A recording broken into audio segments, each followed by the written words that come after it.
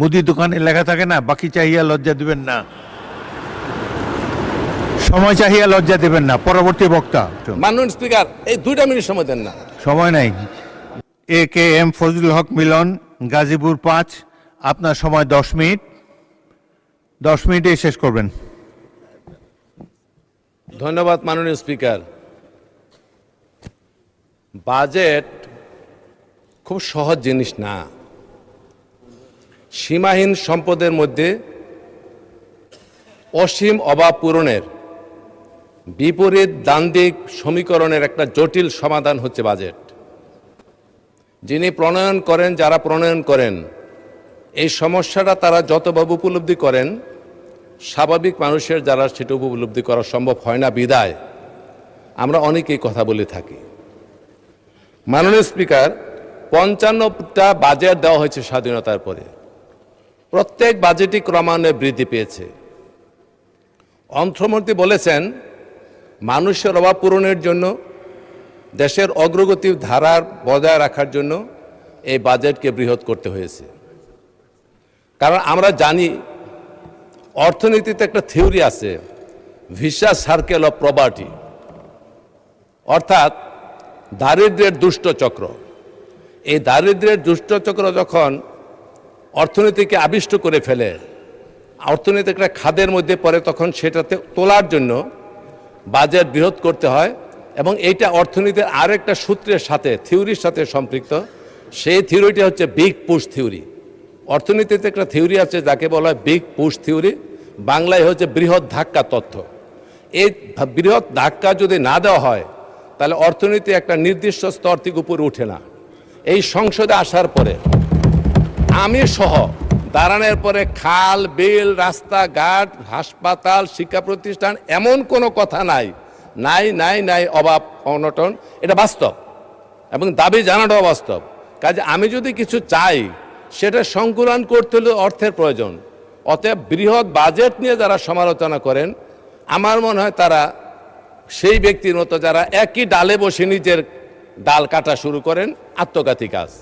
এই সমালোচনা সবসময় করা যায় না, বরঞ্চ বড় হয়েছে এটাকে বাস্তবায়নের জন্য কার্যকরী পদক্ষেপ গ্রহণের জন্য সম্মিলিত বা প্রচেষ্টা গ্রহণ করা উচিত। রাজস্ব আহরণ কঠিন, এটি জানি, এটা কষ্ট হবে, অনেক পরিশ্রম করতে হবে। এত প্রতিকূলতা সত্ত্বেও তারপর 60টির মতো নিত্য প্রয়োজনীয় দ্রব্য থেকে বাজেটে কর কমানো হয়েছে। এটি মানুষের প্রান্তিক জনগোষ্ঠীর কল্যাণের জন্য করা হয়েছে, এটা আমাদের খেয়াল রাখতে হবে। মাননীয় স্পিকার, মাননীয় স্পিকার, ম্যাক্রো ইকোনমিক্স কথা বারবার অর্থমন্ত্রী বলেছেন, অর্থনীতিবিদরা বলেন। এই যে ইন্ডেক্সগুলি ইকোনমিক্সের ছোট ছোট কুটির শিল্প, ছোট ছোট শিল্প, এইগুলি হচ্ছে মাইক্রো ইকোনমিক্সের ইন্ডেক্স। এই মাইক্রো ইকোনমিক্সের সমষ্টিগত যে ফল সেটাকে বলা হয় ম্যাক্রো ইকোনমি। আর এই সমষ্টিগত ফল যতক্ষণ পর্যন্ত ম্যাক্রো আকারে ধারণ করে বৃহৎ অঙ্গনে যেতে না পারবে, ততক্ষণ জাতীয় পর্যায়ে অগ্রগতি লাভ করা সম্ভব নয়। কাজে এই ম্যাক্রো ইকোনমিক গোলকে অ্যাচিভ করতে হলে আমাদেরকে অনেক ক্ষেত্রে অনেকটা সহনীয় পর্যায়ে সহ্য করতে হবে এবং ধৈর্য ধারণ করে সেটাকে সহযোগিতা করতে হবে। আমি মনে করি অর্থনীতির একজন ছাত্র হতে হবে। মাননীয় স্পিকার, 3টা স্তরে এই অর্থনৈতিক এই বাজেটটাকে কার্যকরী করার কথা বলেছেন। আমি যাব না কারণ সময় খুব কম। এই 3টা স্তর প্রত্যেকটাই বিগ পুশ থিওরির সাথে সম্পৃক্ত। এক একটা স্তরে পার হতে হলে প্রত্যেকটা একটা ধাক্কা দিতে হবে অর্থনীতিতে, এবং এই ধাক্কাটা দিতে গেলে কোনো কোনো ক্ষেত্রে আমাদেরকে অনেক দিন সহ্য করতে হবে, আবার সহযোগিতা করতে হবে। 2 কূল রক্ষা করে চলে এই বাজেটকে কার্যকরী করতে হবে। মাননীয় স্পিকার, মাননীয় স্পিকার, বিরোধী দলের সম্মানিত সদস্যবৃন্দ খুব শঙ্কা প্রকাশ করেছেন লুটপাট হবে কিনা, যথাযথ প্রয়োগ হবে কিনা। এত শঙ্কা হওয়ার আপনাদের কোনো কারণ নাই, কারণ আপনারাই তো বলেছেন এই সংসদটা একটা ব্যতিক্রমধর্মী সংসদ। সুষ্ঠু, অবাধ, নিরপেক্ষ ভোটের মাধ্যমে আপনারা নির্বাচিত হয়েছেন, আমরা নির্বাচিত হয়েছি। লুটপাট যারা করেছে তারা ভোট ছিল না, কুত্তা মার্কা নির্বাচন ছিল। সেই নির্বাচনের প্রতিনিধি আপনাদের আমাদের প্রতিনিধিকে এক হতে পারে? এক হতে পারে না। মানুষের অগাধ বিশ্বাস নিয়ে ভোট দিয়েছে, সলিড ভোটে, নিরপেক্ষ ভোটে আপনারা নির্বাচিত হয়েছেন, আমরাও নির্বাচিত হয়েছি। ইনসাফ যদি প্রতিষ্ঠা করতে হয়, দায়িত্ব কিন্তু ভাগাভাগি করে পালন করতে হবে। সমালোচনা করে যদি নাকি এমন কাজ করা হয় যে আসলে আমাদের আত্মঘাতী কাজ, যেমন আমি একটি কথা বলি, তারল্যের কথা বলেছেন অনেকে ব্যাংকে, যে তারল্য কমে গেছে একটা বিশেষ ব্যাংকে। মাননীয় স্পিকার, কেন কমছে? এই টাকা গড়ে তুলে নিয়ে যদি আইডিয়াল মানিতে রূপান্তর করে রাখেন, মানি সার্কুলেশনে যদি এটা ব্যবহার না করেন, তাহলে তো তারল্য কমবেই। মব করে সেখানে ব্যাংকের সামনে উদ্দেশ্য প্রণীত মানুষকে আতঙ্ক সৃষ্টি করার জন্য মিছিল করা হবে, আবার এক লাইন সারি ধরে সেখান থেকে ব্যাংকের টাকা তোলা হবে। কারা তুলতেছে? এত টাকা তোলার প্রয়োজন কি? এক এক দিনে 5 লাখ 10 লাখ টাকা এই যে তুলতেছে, এই টাকা কি নিত্য প্রয়োজনীয় কোনো চাহিদা পূরণের জন্য? নো, এটা উদ্দেশ্য প্রণোদিতভাবে এই টাকা তোলা হচ্ছে। কাজেই সেইখান থেকে বিরত রাখার জন্য বিরোধী দল এবং সকলের কাছে আমি অনুরোধ জানাবো, আপনাদের সহযোগিতা কামনা করব, যাতে তারল্য না কমে, এমন কোনো ঘটনার সূত্রপাত না করাই ভালো। মাননীয় স্পিকার, বাজেট আমি যদি বলি যে অর্থমন্ত্রী একটা সিলেবাস দিয়েছেন, মাননীয় অর্থমন্ত্রীর দৃষ্টি আকর্ষণ করছি। আমি যদি বলি বাজেট এটা একটা সিলেবাস, পরীক্ষায় যেমন সিলেবাস ভালো হলে, প্রশ্ন ভালো হলে, উত্তর ভালো হলে রেজাল্ট ভালো হয়, পড়াশোনা না করে সিলেবাসটা দোষার কোনো প্রয়োজন নাই।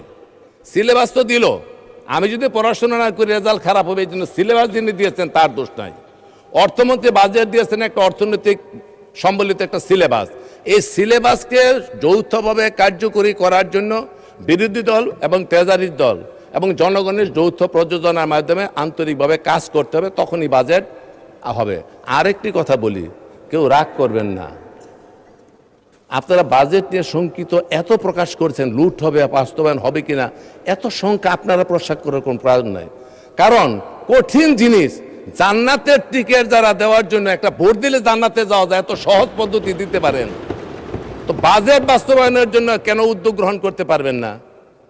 জান্নাতে যাওয়ার জন্য একটা ভোট দিলে যদি জান্নাতে যাওয়া যায়, এত কঠিন জিনিস যদি সহজ করতে পারেন, তো বাজেটটাকে সহজ করে বাস্তবায়নের জন্য একটা বুদ্ধি দেন না, উপদেশ দেন না, অসুবিধা নাই তো। আপনারা ছায়া বাজেট দিয়েছেন, খুব ধন্যবাদ। ছায়া হয়ে কাছেও থাকেন, কথা বলো না বলো ওগো বন্ধু, ছায়া হয়ে তবু পাশে রইব। এখন কথা না বললেও যদি কেউ ছায়া হয়ে থাকতে চায়, আন্তরিক হয়, আমরা তো কথা বলি, তাহলে আমাদের পাশে থাকেন।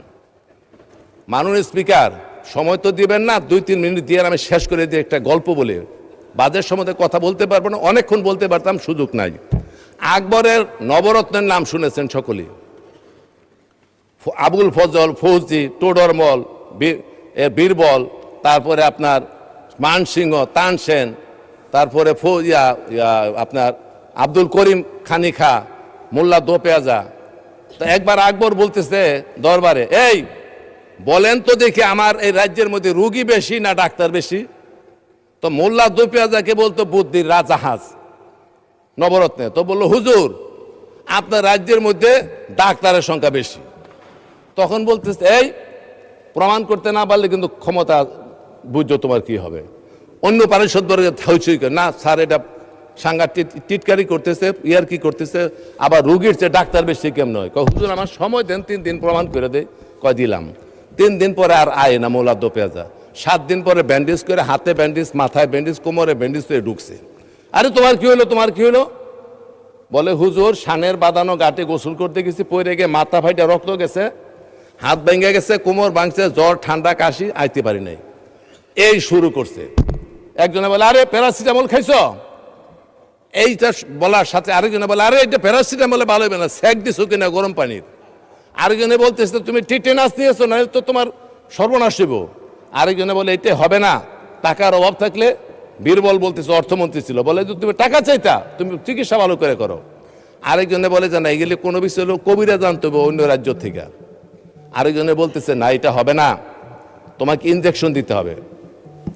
তখন করলো কি, সব ব্যান্ডেজ সব খুলে ফেলছে। তো এর কি, তুমি তো অসুস্থ মানুষ, কি হলো? কয় স্যার আমার কিচ্ছু হয় নাই। কয় তাহলে কি করলা? বলে, স্যার আমি 7 দিন আগে বলছিলাম যে আপনার রাজ্যের মধ্যে রুগীর চেয়ে ডাক্তার বেশি। আমি একলা রুগী হিসাবে ঢুকছি, আপনার 910 জনে আমার 9টা প্রেসক্রিপশন দিচ্ছে আপনার সামনে। তা চিন্তা করে দেখেন, রুগী বেশি না ডাক্তার বেশি? তো এইখানে কিন্তু এই রুগীর চেয়ে ডাক্তার বেশি হয়ে গেছে।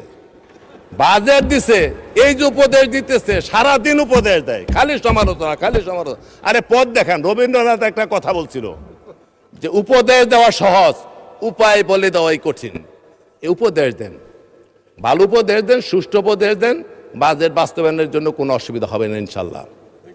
এটা আমি মনে করি। কাজে বাজেট নিয়ে অঙ্ক নিয়ে কথা বলতে গেলে 2-3 ঘন্টা লাগবে, আমার চেয়ে বিজ্ঞ লোক এনে সবাই সেদিকে যাচ্ছি না। শুধু বলবো মানসিকতার উপর নির্ভর করবো বাংলাদেশ কোন দিকে চলবে। ধন্যবাদ মাননীয় সদস্য। মাননীয় স্পিকার, এই 2টা মিনিট সময় দেন না। সময় নাই। 2টা মিনিট। ধন্যবাদ মাননীয় সদস্য। আমি তো বক্তব্যের প্রারম্ভে বলেছি, মুদি দোকানে লেখা থাকে না, বাকি চাহিয়া লজ্জা দিবেন না, সময় চাহিয়া লজ্জা দিবেন না। পরবর্তী বক্তা।